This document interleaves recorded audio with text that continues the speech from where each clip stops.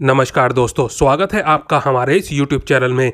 और दोस्तों, इससे पहले कि आप भूल जाएं, वीडियो को एक लाइक कर दें और चैनल को सब्सक्राइब करके कमेंट बॉक्स में जय श्री कृष्ण ज़रूर लिख दें। दोस्तों, एक बार की बात है, देवी सत्यभामा भगवान श्री कृष्ण के पास आती हैं और उनसे पूछने लगती हैं, हे स्वामी, आज मेरे मन में शंका निर्माण हो रही है, कृपया आप मेरी इस शंका का निवारण कीजिए। तब भगवान श्री कृष्ण कहते हैं, हे प्रिय, तुम्हारे मन में जो भी शंका हो निसंकोच होकर पूछो, तुम्हारी हर शंका का निवारण करना मेरा कर्तव्य है।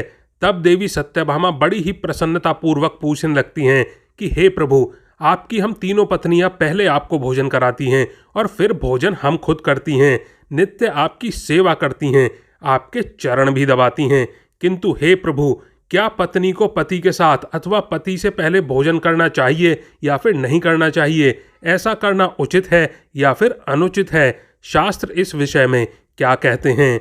हे प्रभु, ऐसा वह कौन सा पाप है जिसे करने से स्त्री नरक में जाती है, नरक की भोगी बन जाती है? कृपया आप मेरी इस शंका का समाधान कीजिए। भगवान श्री कृष्ण मुस्कुराते हुए कहते हैं, हे सत्यभामा, आज तुमने समस्त मानव जाति के कल्याण के उद्देश्य से बहुत ही महत्वपूर्ण प्रश्न किया है।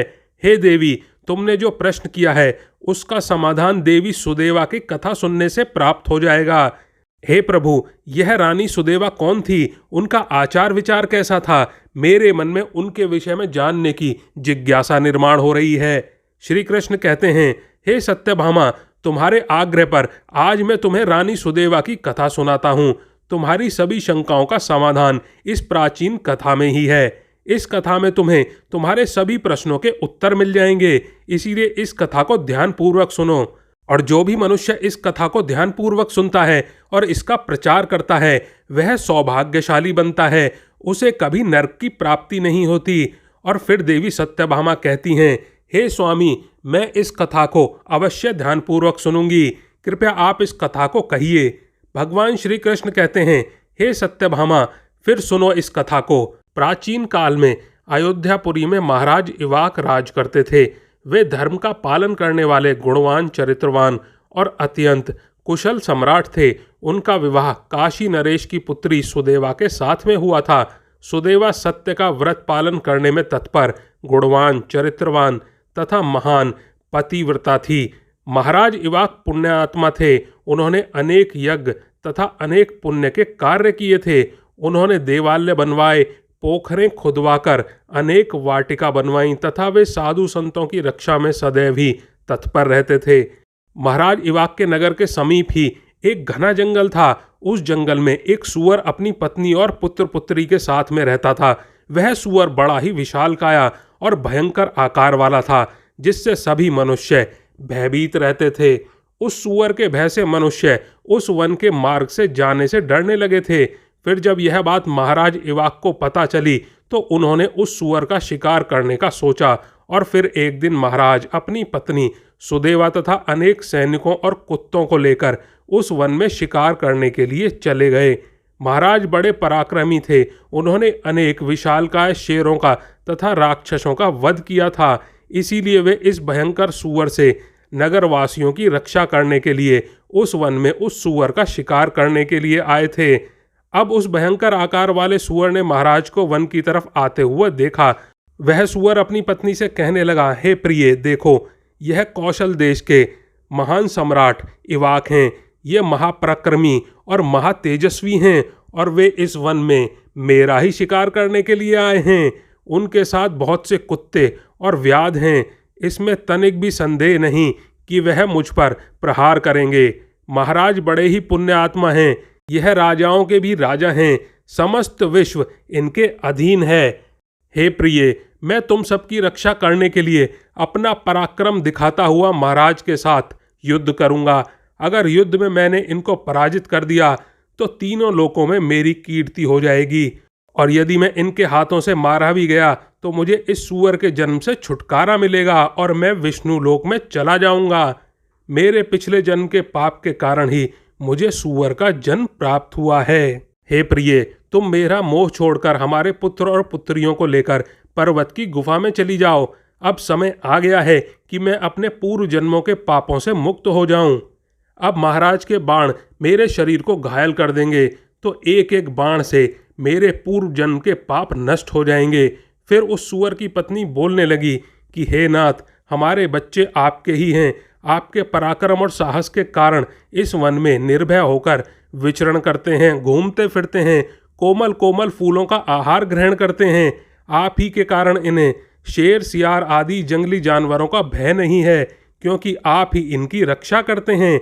आपके भीषण रूप को देखकर कोई भी शिकारी हमारी शिकार करने के लिए इस वन में नहीं आता है। अगर आपकी मृत्यु हो जाएगी तो फिर मेरी और हमारे पुत्रों की रक्षा कौन करेगा? आपके बिना हम असहाय हो जाएंगे।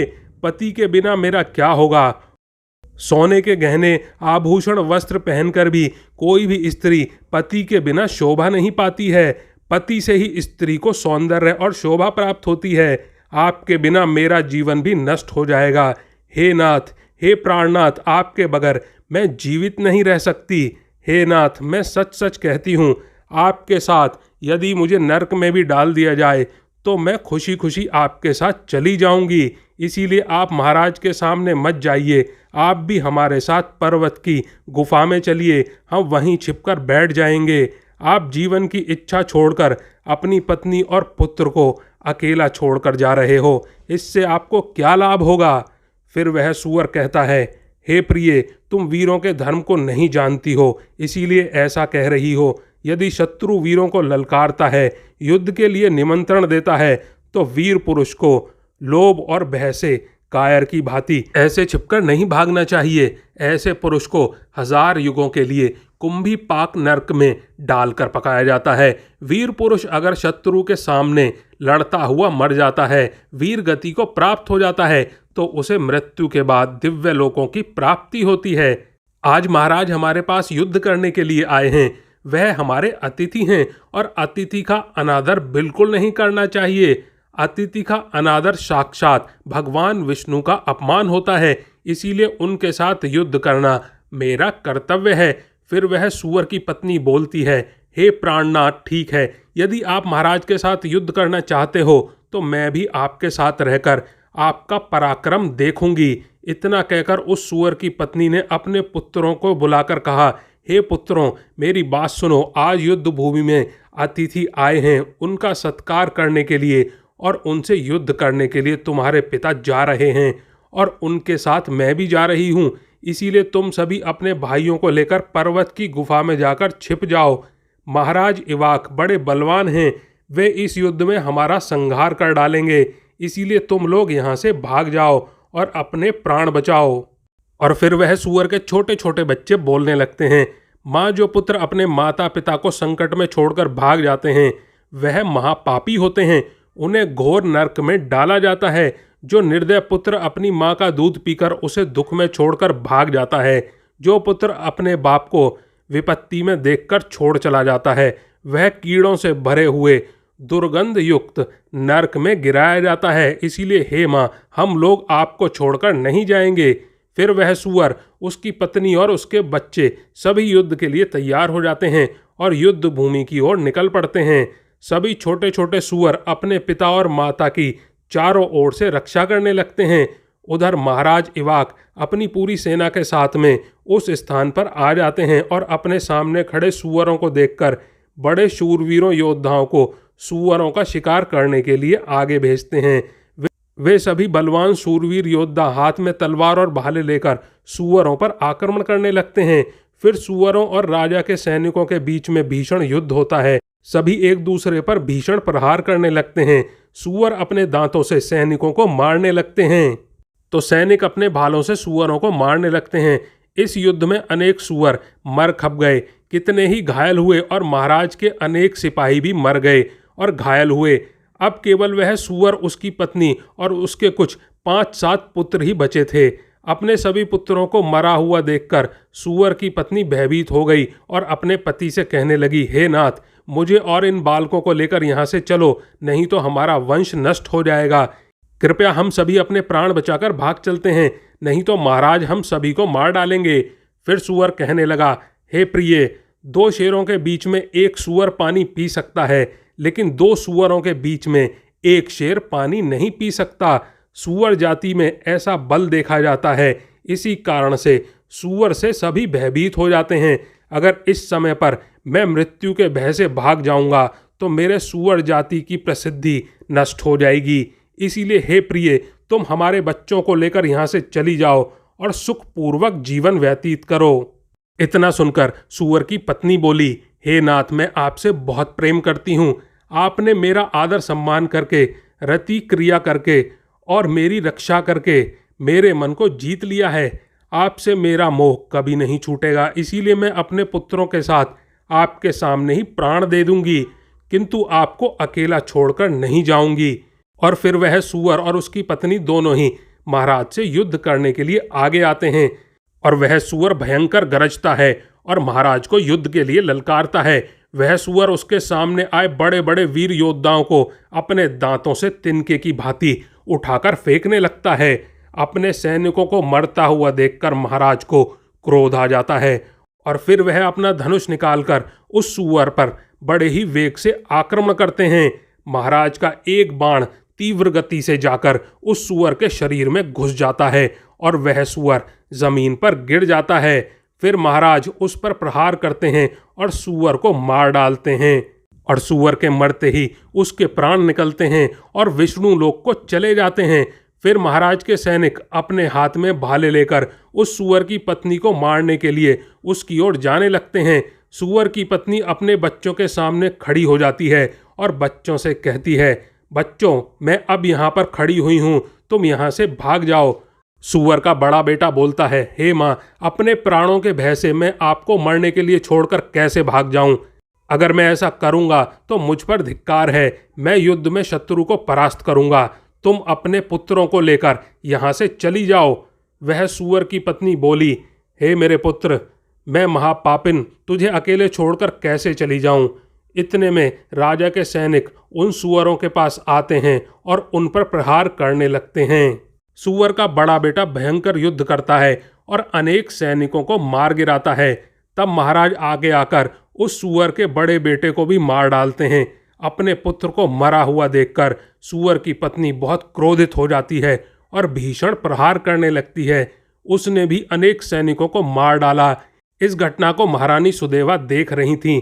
तब वह महाराज से कहती हैं, हे महाराज, वह सूअर की पत्नी आपके सैनिकों को मार रही है, आप आगे चलकर उसका वध क्यों नहीं करते? महाराज कहते हैं, हे प्रिय, यह एक स्त्री है। मेरा यह वचन है कि मैं स्त्री का वध नहीं करूँगा। स्त्री का वध करने से महापाप लगता है, इसीलिए मैं उस सूअर की पत्नी को ना खुद मार रहा हूँ और ना किसी को उसे मारने के लिए भेज रहा हूँ। मुझे स्त्री का वध करने से बड़ा भय लगता है। इतना कहकर महाराज चुप हो गए। फिर महाराज की सेना में से भार्गव नाम का एक बलवान सिपाही था। उसने उस सूअर की पत्नी पर प्रहार किया और उसे जमीन पर गिरा दिया। सूअर की पत्नी मूर्छित होकर जमीन पर गिर पड़ी और लंबी लंबी सांसें लेने लगी। और जब रानी सुदेवा ने उस सूरी को धरती पर बेहोश अवस्था में देखा तो उन्हें उस सूरी पर बड़ी ही दया आ गई। उन्होंने ठंडा जल उस सुवर्णी के मुंह पर डाला और फिर उसके सारे शरीर पर डाल दिया, जिससे उस सुवर्णी को होश आया। सुवर्णी ने रानी को उस पर शीतल जल डालते हुए देखा तो वह बहुत ही प्रसन्न हुई और मनुष्य की वाणी में बोलने लगी, हे देवी, तुमने मुझ पर ठंडा जल डालकर मुझे कष्टों से मुक्ति दिलाई है, तुम्हारा कल्याण हो। सूरी के ऐसे वचन सुनकर रानी सुदेवा को बड़ा ही आश्चर्य हुआ। वह सोचने लगी, यह तो आज मैंने बड़ी ही विचित्र बात देखी है। यह सूरी तो मनुष्य की वाणी में सुंदर और स्पष्ट संस्कृत बोल रही है। फिर रानी ने उस सूरी से कहा, हे भद्रे, तुम कौन हो? तुम्हारा बर्ताव विचित्र है। पशु होकर भी तुम मनुष्य की वाणी में बोल रही हो। तुम मुझे तुम्हारे पूर्व जन्म का पूरा व्याख्यान बताओ, किस कारण से तुम सूरी बनी हो? फिर वह सूरी कहती है, हे देवी, मेरे पिता ने पिछले जन्म में गुरुजनों का अपमान किया था, इसी कारण से उन्हें सूअर का जन्म प्राप्त हुआ है। अब मैं आपको मेरे पूर्व जन्म की कहानी बताती हूँ। हे देवी, कलिंग नाम की देश में श्रीपुर नाम का एक सुंदर नगर था। उस नगर में वासुदत्त नाम के विद्वान रहते थे। मैं उसी वासुदत्त ब्राह्मण की पुत्री थी। उन्होंने मेरा नाम सुकन्या रखा था। उस समय उस नगर में मेरे जितनी सुंदर स्त्री कोई और नहीं थी। मैं हमेशा सौंदर्य और रूप के घमंड में रहती थी। मेरी मुस्कान बड़ी ही मनोहर थी। जब मैं जवान हुई तो मेरा सुंदर रूप और जवानी देखकर मेरी माता को बड़ा भय लगने लगा। वो मेरे पिता से कहने लगी, हे नाथ, अपनी कन्या जवान हो चुकी है, उसका विवाह क्यों नहीं कर देते? इसे शीघ्र ही किसी वर को सौंप दीजिए। फिर वह ब्राह्मण बोला, हे कल्याणी, मैं अपनी पुत्री का विवाह उसी पुरुष के साथ करूंगा जो विवाह के बाद में मेरे घर में ही निवास करेगा, क्योंकि सुकन्या मुझे बड़ी ही प्रिय है। मैं इसे अपनी आंखों से दूर नहीं होने देना चाहता। और फिर एक दिन शिव शर्मा नाम के जवान विद्वान ब्राह्मण मेरे द्वार पर आ गए। मेरे पिता उसके ज्ञान और कौशलता को देखकर बहुत प्रसन्न हुए और उसे मुझसे विवाह करने के लिए पूछ लिया। फिर मेरे पिता ने उस शिव शर्मा ब्राह्मण से मेरा विवाह कर दिया और वे हमारे साथ ही हमारे घर पर रहने लगे। परंतु मैं अपने माता पिता के लाड़ प्यार से बिगड़ चुकी थी, अपनी विवेक शक्ति को खो चुकी थी। मैंने कभी अपने पति की सेवा नहीं की, कभी उनके चरण स्पर्श नहीं किए। मैं सदा उन्हें क्रूर दृष्टि से ही देखती थी, उनका अपमान करती थी, उन्हें नाम लेकर पुकारती थी, उनके भोजन से पहले भोजन कर लेती थी। मैं अपने पति से ही खुद को भोजन परोसवा लेती थी। मैं अपनी मर्जी से यहाँ वहाँ घूमने लगती थी और बात बात पर अपने पति का अपमान करती थी। मैंने उनके साथ कभी भी सहवास भी नहीं किया था। उन्होंने मेरे शरीर को कभी हाथ भी नहीं लगाया था। शिव शर्मा बहुत ही शांत स्वभाव के थे। उन्होंने मुझे अनेक दिनों तक सहन किया और फिर एक दिन वे अत्यंत दुखी होकर मुझे छोड़कर चले गए। मेरे पति के जाते ही मेरे पिता बहुत ही दुखी होकर कहने लगे, हे प्रिय, सुनो, हमारे दामाद हमारी पुत्री को छोड़कर चले गए हैं। हमारी पुत्री ही पापचरणी है, दामाद तो विद्वान थे। मैं क्या जानता था कि हमारी पुत्री सुकन्या दुष्ट और कुल नाशिनी होगी। फिर माता बोली, हे नाथ, हमारी पुत्री आप ही के लाड़ प्यार में बिगड़ गई है। इसे सही राह पर लाने के लिए आपको ही कुछ करना होगा। पिता के घर में रहने वाली कन्या दुराचारी बन जाती है, इसीलिए कन्या को कभी भी घर में नहीं रखना चाहिए। उसे उसके पति के पास ही रखना चाहिए। हमारी कन्या बहुत दुष्ट और पापनी है। आप इसका त्याग करके इसे इसके पति के पास भेज दीजिए। इस प्रकार से माता के वचन सुनकर मेरे पिता बहुत ही क्रोधित हुए और मुझे कहने लगे, दुष्टा, हमारे कुल में कलंक लगाने वाली दुराचारी, तेरे ही कारण शिव शर्मा हम सबको छोड़कर चले गए हैं। इसीलिए तेरा पति जहाँ पर है तू वहीं पर चली जा, अथवा तुझे जो भी स्थान अच्छा लगे वहाँ पर चली जा। फिर मैं अपने घर को छोड़कर चली गई। बाहर जाने पर मुझे लोग उल्टा, पापनी, दुराचारी कहकर संबोधित करने लगे। इसीलिए मैं अपने पति को ढूंढते हुए वन चली गई। फिर एक दिन वन में मैं एक कुटिया के सामने जाकर खड़ी हो गई और भिक्षा मांगने लगी। वहाँ पर उस कुटिया में रहने वाली मंगला नाम की स्त्री ने मुझे देखकर अपने पति से कहा, हे स्वामी, द्वार पर एक दुखिया दुबली पतली स्त्री भिक्षा मांगने के लिए आई है। मंगला का पति शिव शर्मा ही था, जिन्होंने मेरा त्याग किया था। मुझे देखकर उन्होंने मुझे पहचान लिया और अपनी पत्नी से कहने लगे, हे प्रिय, ये मेरी पहली पत्नी सुकन्या है, जो मुझे बहुत प्रिय थी। इसीलिए तुम इसका आदर सत्कार करो और इसे अपने घर में स्थान दो। फिर मंगला ने अपने पति की आज्ञा का पालन करते हुए मुझे घर के अंदर बुला लिया और मुझे पहनने के लिए वस्त्र दिए। फिर एक दिन मैं बैठकर मंगला के अच्छे स्वभाव का और मेरे दुष्ट स्वभाव का विचार करने लगी और मुझे बड़ा दुख होने लगा। अधिक चिंता करने के कारण मेरा हृदय फट गया और उसी क्षण मेरी मृत्यु हो गई। फिर यम के 2 दूत उस स्थान पर आ गए और मुझे उठाकर यमलोक ले गए। वहाँ पर यमराज ने मेरा लेखा जोखा देखा और यमदूतों से कहा, हे दूतों, इस पापनी स्त्री ने अपने पति का बहुत अपमान किया है। ये पति से पहले ही भोजन कर लेती थी, अपने पति को नाम से बुलाती थी, उससे घर के काम करवाती थी। इसीलिए इस पापी स्त्री को ले जाकर नरक में डाल दो। उसके बाद में यमदूत मुझे नरक में ले गए और उन्होंने मुझे जलते हुए अंगारों में डाल दिया। लोहे के जलते हुए पुरुष बनाकर मुझे उन्हें आलिंगन करवाया। वहाँ नरक में मुझे अनेक वर्षों तक कष्ट भोगने पड़े और इसके बाद नरक की सजा भुगतने के बाद यमराज ने मुझे सुवर्णी के जन्म में डाल दिया। फिर सुवर्णी बोली, हे देवी, इस प्रकार से मैंने आपको मेरे पूर्व जन्म का पूरा व्याख्यान सुना दिया। कृपया आप मुझे इस जीवन से मुक्ति दिला दो। आपने अपने पति की बहुत सेवा की है, इसीलिए मुझे आपका थोड़ा सा पुण्य प्रदान करो। फिर रानी सुदेवा महाराज से कहती है, हे स्वामी, अब मैं क्या करूं? आप जो आज्ञा देंगे मैं वही करूंगी। महाराज इवाक कहते हैं, हे प्रिय, यह बेचारी बहुत दुखी है, तुम अपने पुण्य से इसका उद्धार करो। महाराज की आज्ञा लेकर रानी सुदेवा ने सुवर्णी से कहा, हे देवी, मैं अपने 1 वर्ष का पुण्य तुम्हें प्रदान करती हूँ। रानी के इतने कहते ही सुवर्णी के प्राण चले गए और उसके शरीर से एक दिव्य स्त्री प्रकट हुई और फिर वह महारानी और महाराज को नमस्कार करके विष्णु लोक को जाने लगी। भगवान श्री कृष्ण कहते हैं, हे सत्यभामा, इस प्रकार से मैंने तुम्हें यह महान कथा सुनाई है। तुम्हें तुम्हारे सभी प्रश्नों के उत्तर भी मिल गए होंगे। देवी सत्यभामा कहती है, हे स्वामी, आपने आज मुझे बहुत ही पवित्र कथा सुनाई है और मेरी सभी शंकाओं का निवारण भी किया है। तो दोस्तों, उम्मीद है आपको भी यह कथा पसंद आई होगी। कमेंट में ज़रूर बताइएगा। वीडियो को लाइक करें और दोस्तों के साथ शेयर भी करें और कमेंट बॉक्स में जय श्री कृष्ण अवश्य लिख दें।